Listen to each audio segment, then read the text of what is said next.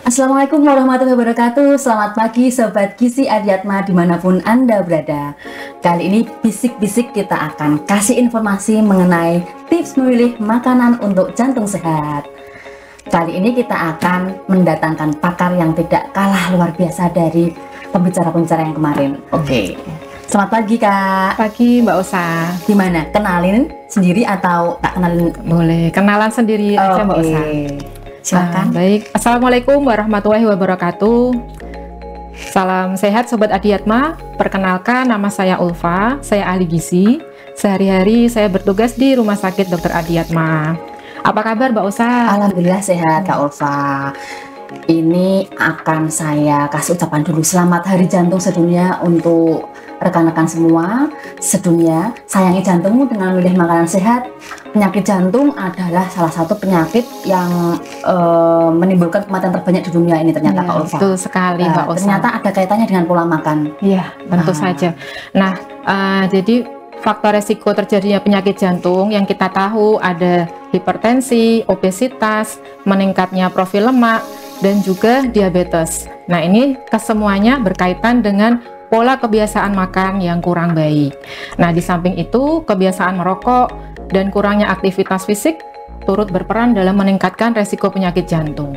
Oke, itu sebenarnya tepatnya bagaimana sih pola makan yang bisa menyebabkan penyakit jantung Kak Ulfa? Nah, secara ringkas, kita bisa tarik garis besar ya Mbak Osa, hal-hal dari pola kebiasaan makan yang mengakibatkan penyakit jantung.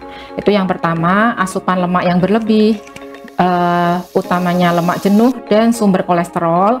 Kemudian yang kedua, asupan gula yang berlebih. Baik. Dan asupan garam yang berlebih. Oke, 3. Kemudian ada pula zat gizi yang asupannya masih kurang dan itu ternyata meningkatkan resiko penyakit jantung juga Mbak Osa. Nah, di antaranya yaitu asupan serat yang kurang, kemudian asupan kalium kurang dari kebutuhan, dan asupan asam lemak tidak jenuh. Itu Mbak Osa. Oke, tadi sudah disebutkan ya bahwa asupan lemak yang berlebih. Berarti ada patokannya dong ya? Iya, betul sekali. Itu. Jadi kalau pada dasarnya lemak itu kan adalah satu zat gizi yang penting dan vital untuk tubuh kita. Nah, fungsi lemak ini di dalam tubuh itu sebagai cadangan energi.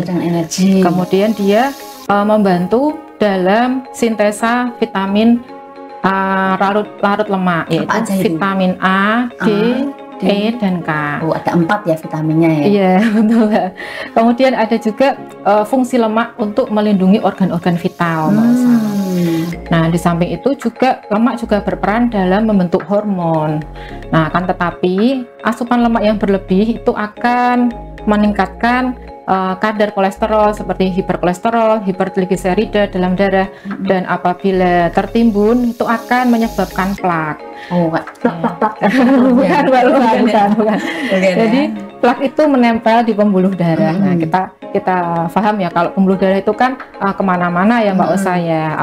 Nah, salah satunya pembuluh darah yang menuju ke jantung. Nah, apabila terjadi di situ, nah itu akan terjadi serangan jantung Mbak Osa. Tadi kayaknya belum disebutkan deh berapa sebenarnya standarnya. Tadi kan berlebih, berarti ada standarnya berapa, lebihnya berapa ini. Kalau lebihnya uangnya enak ya. Lebihnya lemak ini tadi ternyata itu menimbulkan plak gitu. Didistribusikan kemana gitu ya Mbak Osa ya lemaknya ya. Nah, baik bahwa batas konsumsi lemak yang disarankan oleh Kemenkes adalah kurang dari 25% dari total kalori. Harus ke ahli gizi ini ya, kalau harus hitung-hitung ya. Boleh nanti Sobat Adiatma bisa ke RSDA ya untuk ketemu ahli gizi. Nah, jadi 25% dari total kalori. Semisal seorang dewasa dengan kebutuhan kalori sebanyak 2000 kalori, itu berarti 25%-nya sekitar 500 kalori ya Mbak Osa untuk lemak sendiri ya. Nah, berapa gram itu setara dengan 54 gram lemak. 54 gram lemak. Seberapa banyak ini? Besok harus ke ahli gizi ya. Nanti 54 gram. Ya, 54 gram lemak itu kan untuk sehari Mbak Osa. Jadi dalam satu hari kan kita biasanya 3 kali makan, kemudian ada 2 kali makanan selingan. Nah, itu sudah tercakup semuanya kurang dari 54 gram untuk 2000 kalori ya Mbak Osa. Iya. Nah, semisal untuk lemak itu kita dapat dari yang pertama dari pangan hewani, kemudian dari susu, daging, telur, susu itu kan mengandung lemak dan protein Mbak Osa. Kemudian dari minyak, minyak yang ditambahkan pada saat proses pengolahan itu juga ada kandungan lemaknya. Berarti tidak cuma dari minyak yang digoreng itu, bahannya sendiri udah mengandung ya. Iya, betul biar sekali. gimana nih tipsnya biar mengatur makanan agar asupan lemaknya tidak berlebih, Kak? Nah, ini Mbak Osa, sebelumnya kita ketahui dulu untuk sumber lemak tadi kan dari pangan hewani ya Mbak Osa. Itu kan ada 3 golongan Mbak Osa, protein hewani. Hari ini kita hitung-hitungan ada vitamin macam-macam. Harus siap kalkulator ya ini ya Sobat Adiatma ya.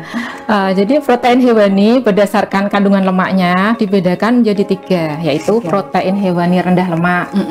Nah, contohnya adalah putih telur, ayam tanpa kulit, ikan segar itu termasuk prohe rendah lemak. Protein hewani yang rendah lemak. Iya, betul. Yang kedua, Kak? Yang kedua ada protein hewani lemak sedang, itu mencakup contohnya telur ayam, telur bebek, daging sapi, daging kambing, kemudian hati sapi, hati ayam itu masuk prohe lemak sedang. Kemudian ada prohe dengan tinggi lemak atau protein hewani ya Mbak.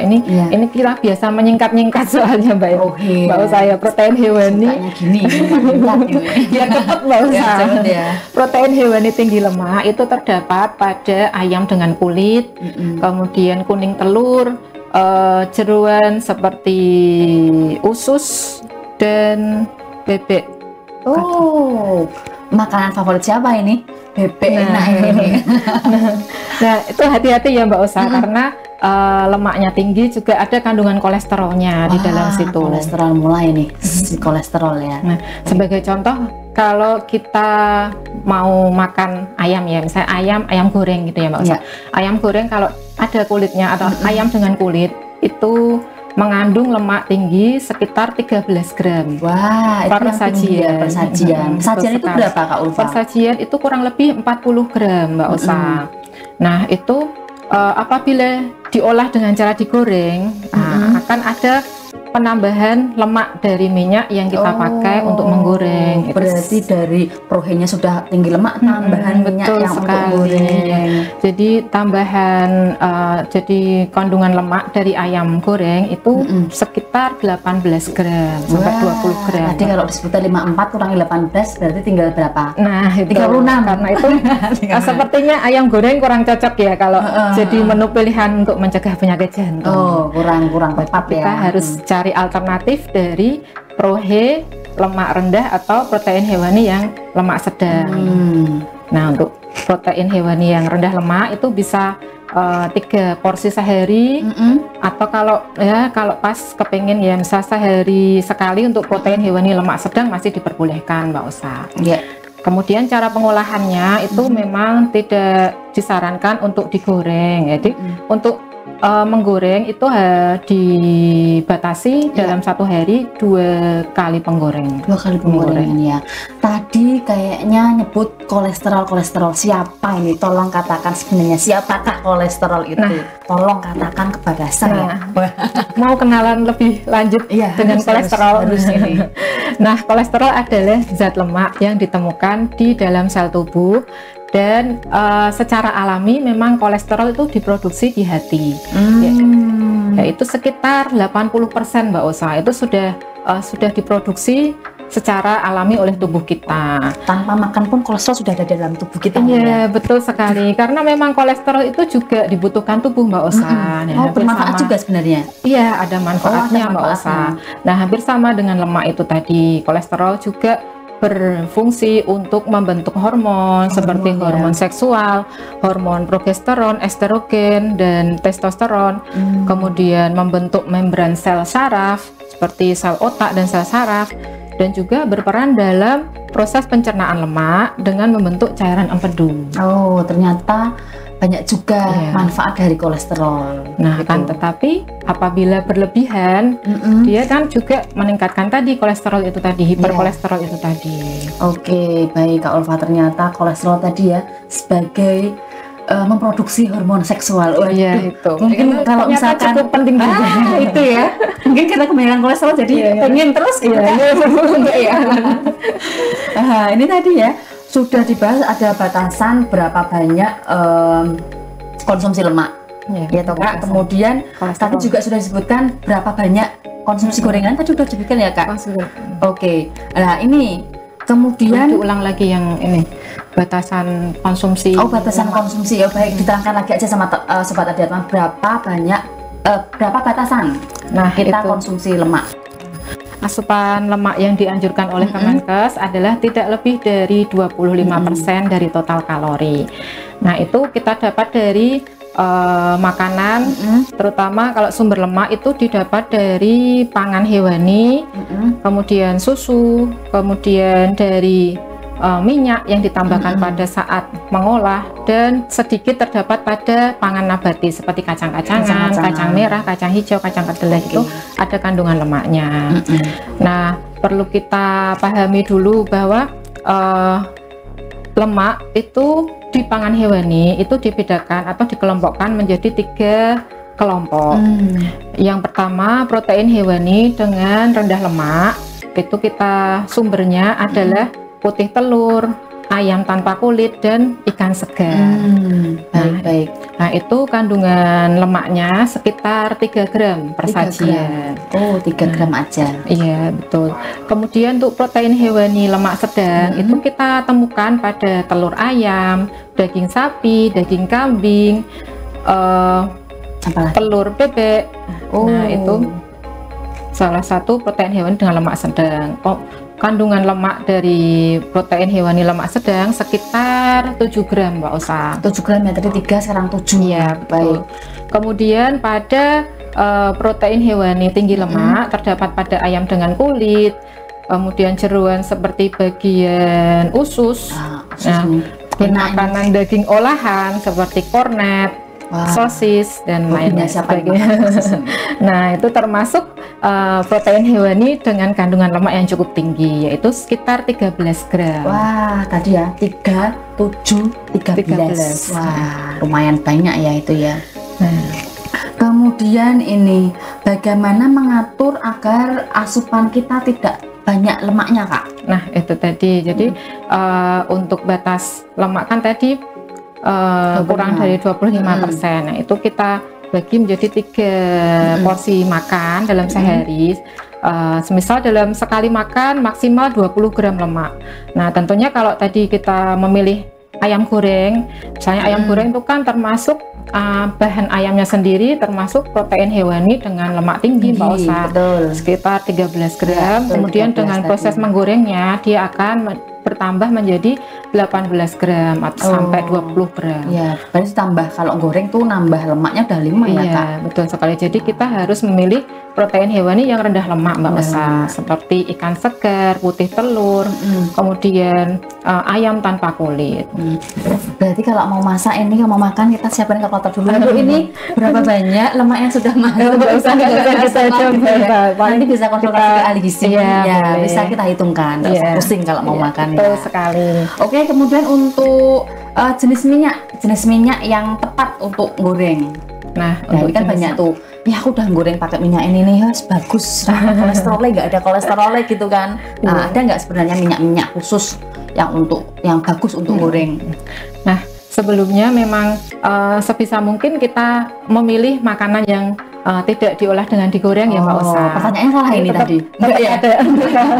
Tetap ada batasan, ada batasan asupan lemak total dalam sehari itu kan masih dibatasi. Jadi memang harus pilihannya kalau bisa pilih yang rebus atau kukus. Tapi kalau semisal kita kepengen gitu ya makan makanan yang digoreng, itu bisa memilih minyak kelapa Mbak Osa. Minyak kelapa. Nah, kalau jenis minyak itu kan ada bermacam-macam ya Mbak Osa. Ada minyak kelapa sawit, kemudian minyak jagung, minyak yang sekarang ini kan ada minyak biji bunga matahari dan minyak kedelai. Banyak variasinya ternyata. Iya. Itu Nanti lihat di dapurnya itu ada berbagai minyak apa aja ini. iya. Lihatnya di dapur masing-masing ya. Jangan coba tetangga ya. Jangan nanti harus di dapur masing-masing.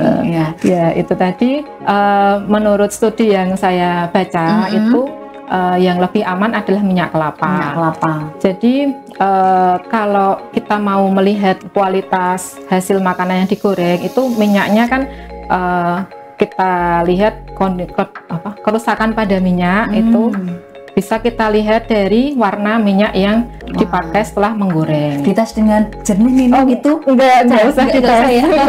Bisa kita lihat aja, diamati saja.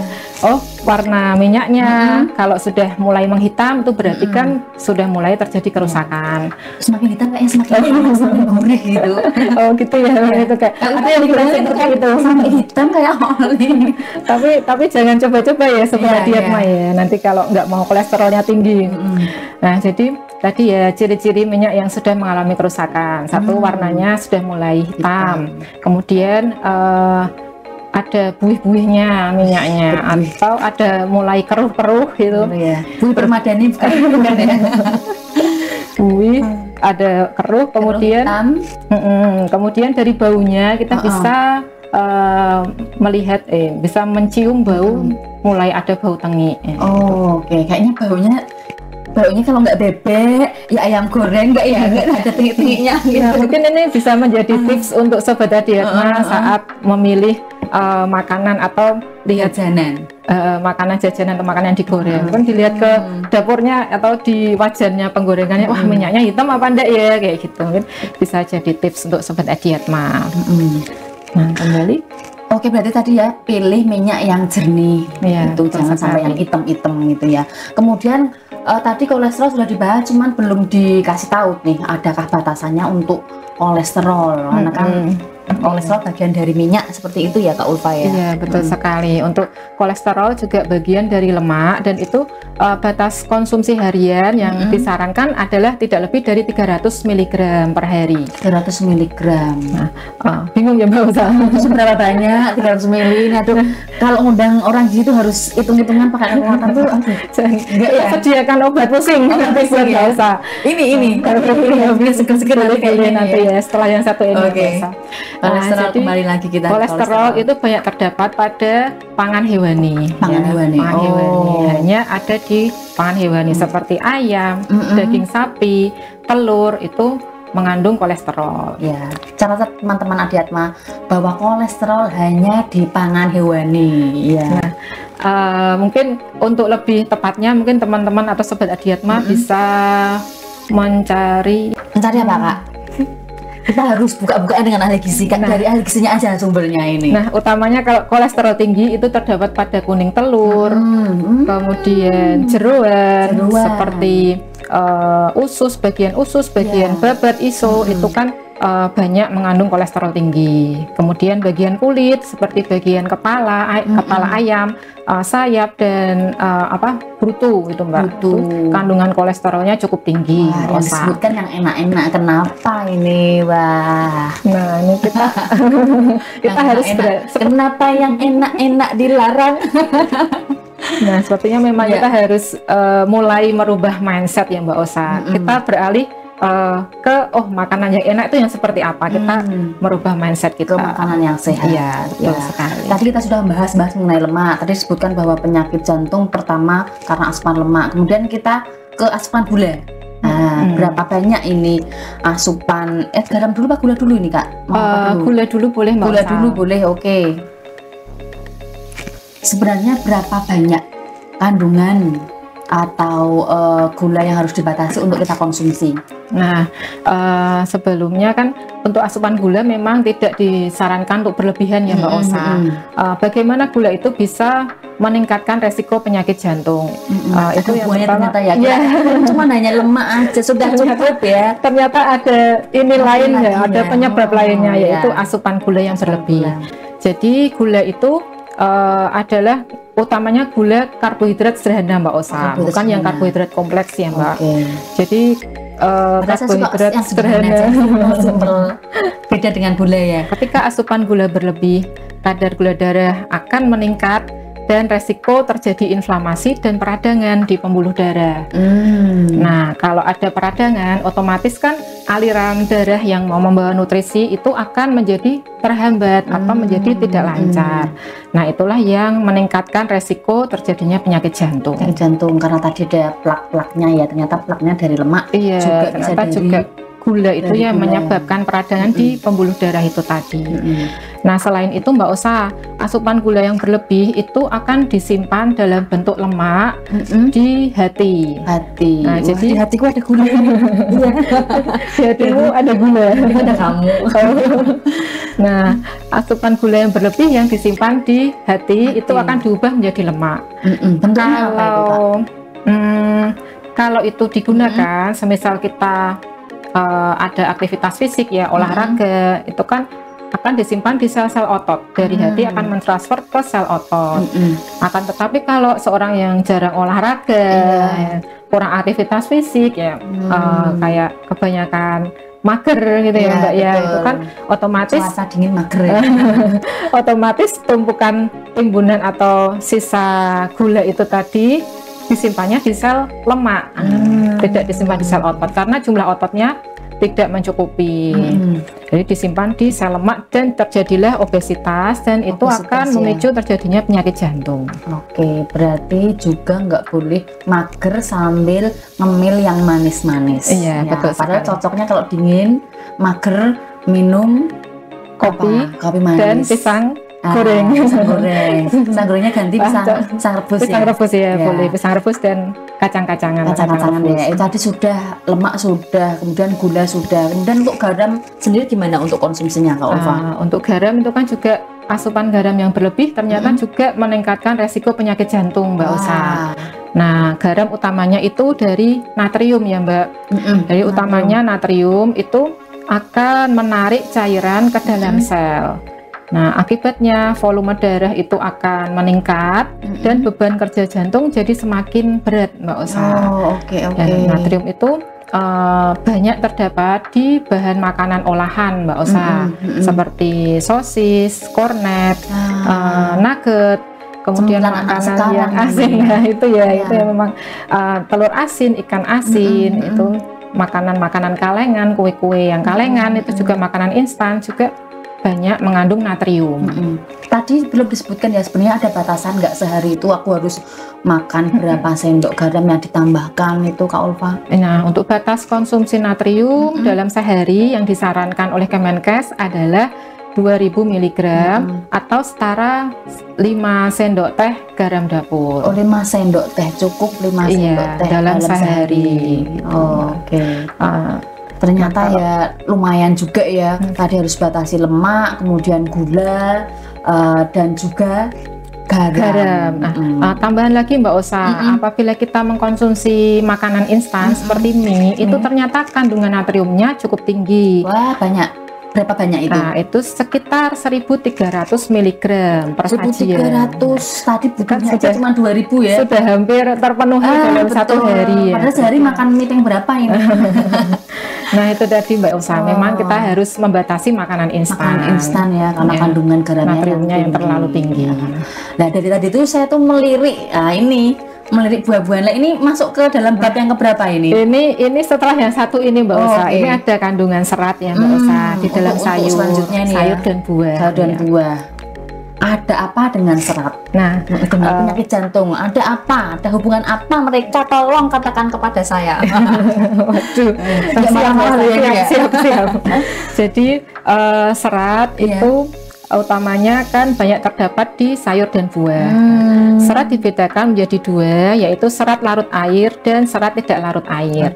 Nah, keduanya itu mempunyai peran yang penting. Nah, untuk serat yang larut air, dia akan membentuk gel dan mengikat lemak sehingga membantu membuang lemak yang berlebih di pembuluh darah. Seperti itu. Jadi ya mereka manfaatnya ternyata banyak. Iya, betul sekali. Nah, serat larut air banyak terdapat pada buah-buahan seperti belimbing, pisang, ketimun, tomat. Ini termasuk bahan makanan dengan serat serat larut air. Habis podcast boleh dimakan ya? Boleh.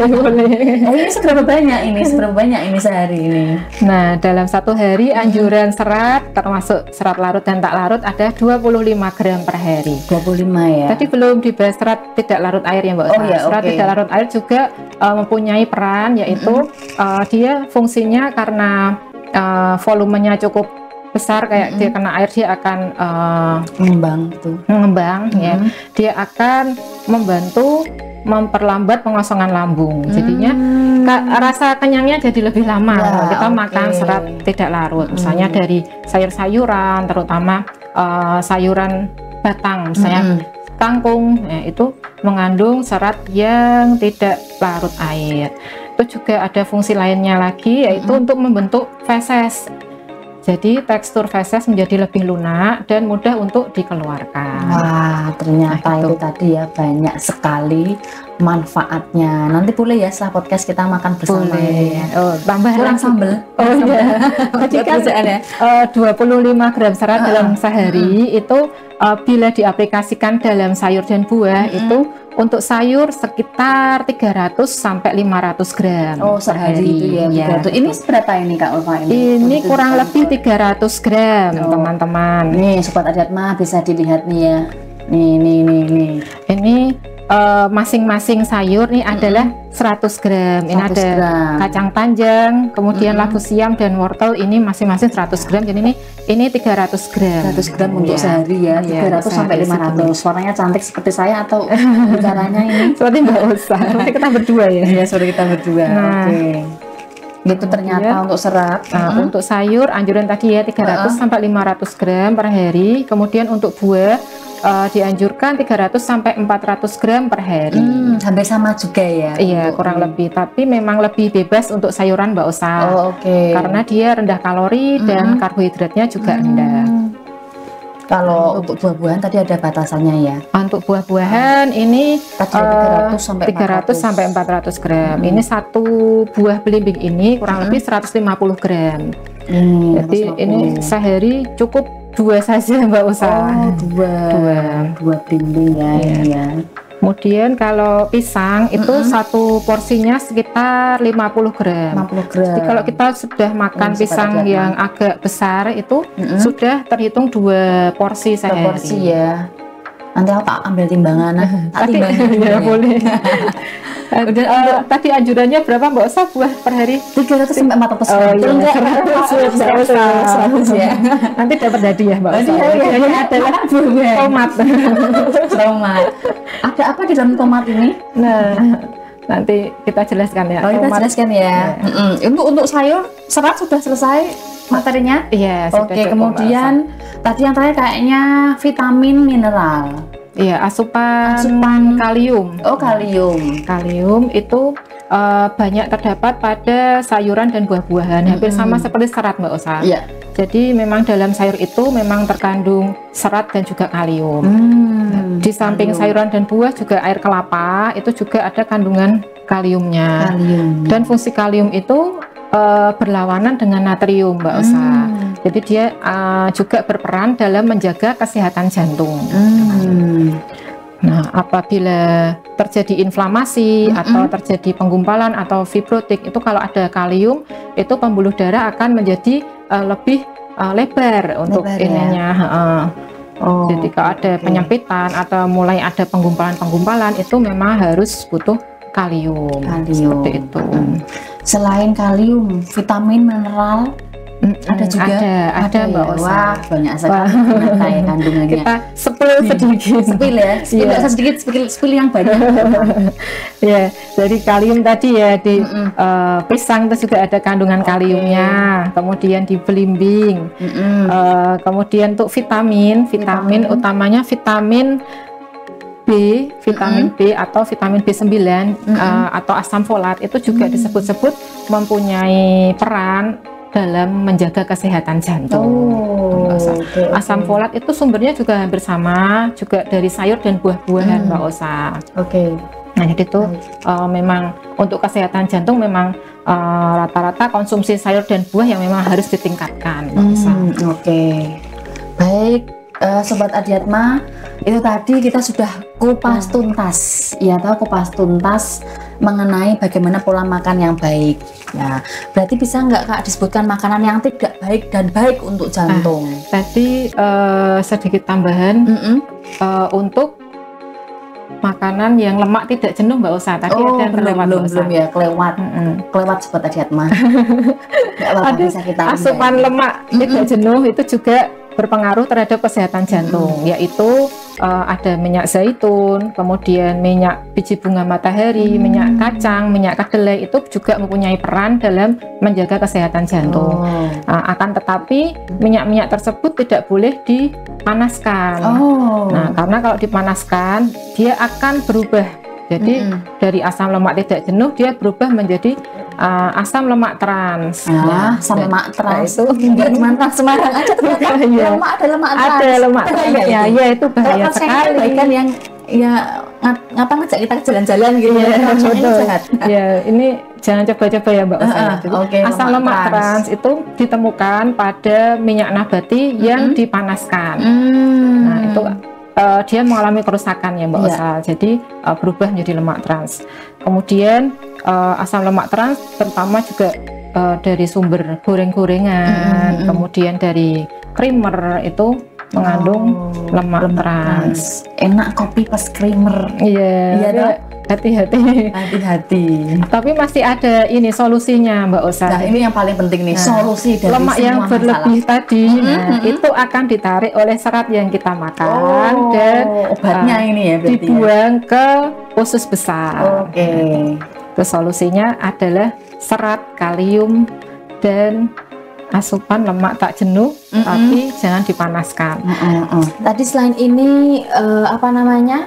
Belum disebutkan makanan yang baik dan tidak baik ya. Ternyata ada selain ini tadi bisik-bisik bahwa selain minyak, kolesterol ada apa?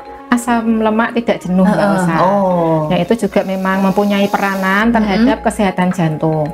Sebagai contoh minyak zaitun Mbak Usa. Minyak zaitun itu konsumsi minyak zaitun sebanyak 7 gram per hari atau lebih dari 7 gram per hari akan menurunkan resiko penyakit kardiovaskuler dan penyakit jantung koroner Mbak Usa. Sekitar untuk kardiovaskuler sekitar 14% dan untuk PJK sekitar 18%.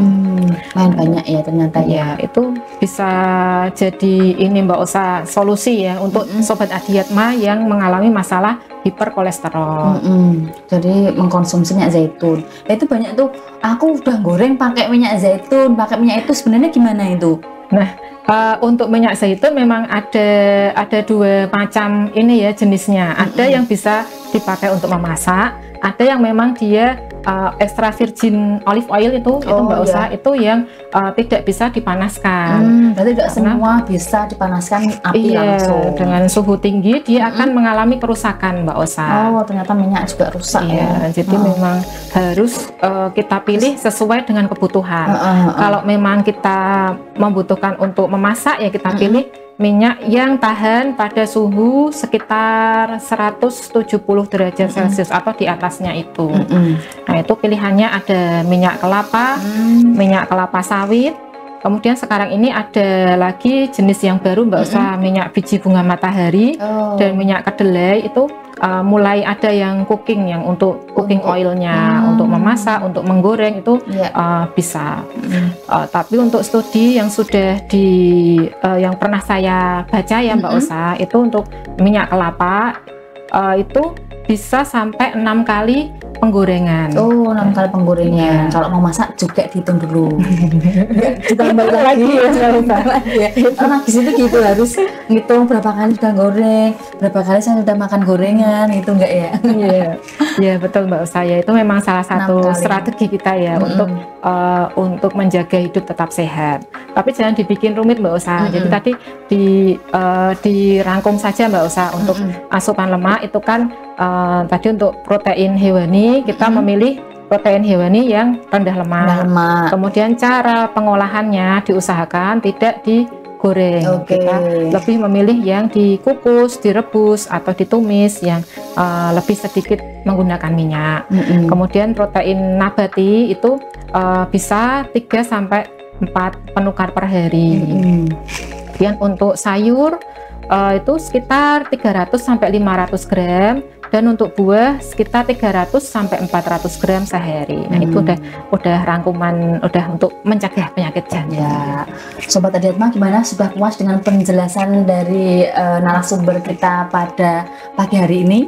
Tidak perlu menghitung lagi ya Sobat Adiatma ya, kita aja yang menghitung. Oke, tadi ya, jadi Sobat Adiatma untuk mencegah terjadinya penyakit jantung, Sobat Adiatma bisa memilih sumber protein yang rendah lemak ya, kemudian konsumsi sayur dan buah sekitar 300 sampai 500 gram, kemudian untuk buahnya 400 gram ya. Garamnya dibatasi, gula dibatasi ya. Itu ada tambahan lagi Kak? Sebelum kita acara kayaknya itu saja ya Mbak Osa. Itu aja ya. Baik Sobat Gizi Adiatma, tadi kita sudah berbincang-bincang mengenai bagaimana pola makan yang baik, tips memilih makanan untuk jantung sehat. Di luar kan lagi viral nih tepuk Sakinah. Ini mumpung ada narasumber. Apa itu Mbak Osa? Tadi last minute kita punya tepuk jantung sehat. Ya, boleh. Ini karena last minute kita juga harus punya kepean, nggak apa-apa ya Sobat Adiatma, kita ngepek ya. Ya. Namanya dari ya Mbak Osa. Oh ya, nanti ikuti gerak saya. Namanya tepuk jantung sehat. Sudah siap Kak Ulfa? Siap. Ini boleh dibaca dulu. Oke. Janji sehat. Nanti ngelirik boleh. Tepuk jantung sehat. 1, 2, 3. Janji sehat, janji sehat, janji sehat. Jantung sehat, jantung sehat, jantung kuat. Makan sehat, gerak badan. Lagi, oke? Tadi nggak apa, karena kita masih belum belum hafal. Sekali lagi, jantung kuat, gitu. Janji sehat, jantung kuat. 1, 2, 3. Tepuk jantung sehat. Janji sehat, janji sehat, janji sehat. Jantung kuat, jantung kuat, jantung kuat. Bila ingin jantung kuat, makan sehat, gerak badan, batasi lemak, gula dan garam. Selamat dari jantung sedunia. Always a beat. Sampai jumpa di podcast selanjutnya. Dadah.